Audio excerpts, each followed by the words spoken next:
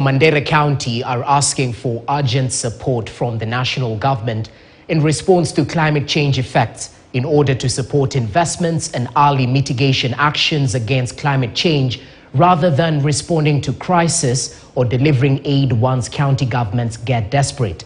Speaking in Nairobi, the leader said there is need to harvest water in drought-prone areas, as Grace Nganga now reports. A section of leaders from Mandera County want the Ministry of Water and Sanitation to move fast and begin harvesting water occasioned by the current heavy downpour in northern parts of the country in preparation for dry seasons.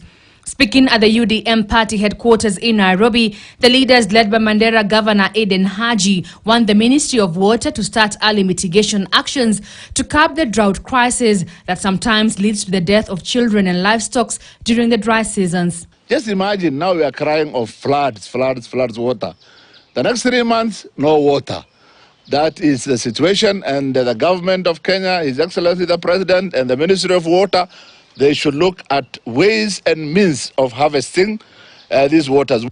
No country is immune to climate change, but a country's preparedness or lack thereof will determine its level of vulnerability during climate-related extreme weather events. The damaging flooding comes after the region experienced almost 3 years of extreme drought that saw thousands migrate in search of water and pasture.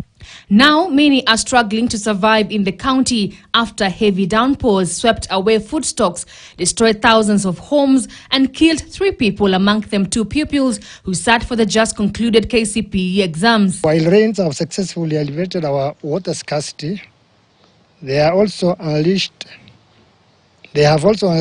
devastating floods that have brought sorrow and hardship. As of today, more than 12,000 households has currently affected by these devastating floods, and approximately 4,000 households have been displaced from their homes. But Mandera is not the only county that has lost lives due to the heavy rainfall. Mombasa County, 2 people have been lost. Mainland road flooded, cars submerged. Wajir, several families displaced, particularly Wajir North and Tarbach. In Isiolo, many households are affected in the low-lying areas along the Lagas. This as the leaders called for more efforts from the national government, as some counties were not fully prepared to deal with excessive rain. Whatever happened and the briefing that was given to His Excellency the President, we don't know. Later, the President made a statement saying, we are grateful to God that El Nino situation that was forecasted is no more. However, we are here to make a very firm statement that the situation as it is in these counties are worse than the 1997 El Nino period. The leaders also want the intervention of the Ministry of Health due to health risks of flood disasters. Baada ya hii mafuriko tutakuwa na shida kubwa ya mlipuko wa magonjwa kama kipindupindu ama magonjwa ya kuendesha, na pia wale mbu ambao watazaliwa kutokana na athari hii ya mvua ni hatari kwamba tutaweza kuwa na malaria ambayo itaweza kuleta matatizo mengi kule.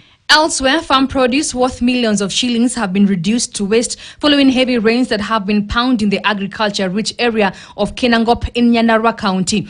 Over 200 households in Kageraini village in Nyakio ward have been flooded, with fears that the number could rise as the rains continue for the 3rd day running. These come as the local leaders and the Ministry of Education officers moved in to seek alternative examination centers after several schools in the area were flooded. According to Nyandarua woman rep Faith Gitau, some of the villages in Kinangop could not be accessed due to the heavy rains pounding the region. Chakula zetu zimeanza kuoza na mabarabara zetu sasa zimefungika kabisa na maji, na tunaomba usaidizi kutoka the national government wakuje watufungulie hii maji ndio at least mabarabara zetu ziache kuharibika. Elsewhere, many travelers from Mwenge Central and Nguni heading to Nuu Market were stranded for almost 8 hours at River Nziu, waiting for the water to reduce that they may cross following heavy downpour a few days ago. The Nziu Bridge is, however, yet to be constructed, despite the danger it has been posing to residents during every rainy season. So far, more than 50 lives have been lost in the river in the past 5 years. Residents could not hide their disappointment over the current state of affairs, despite the promises made by the national government and local leaders years in, years out. Grace Nganga, KTN News, Nairobi. Now to the coast region, where the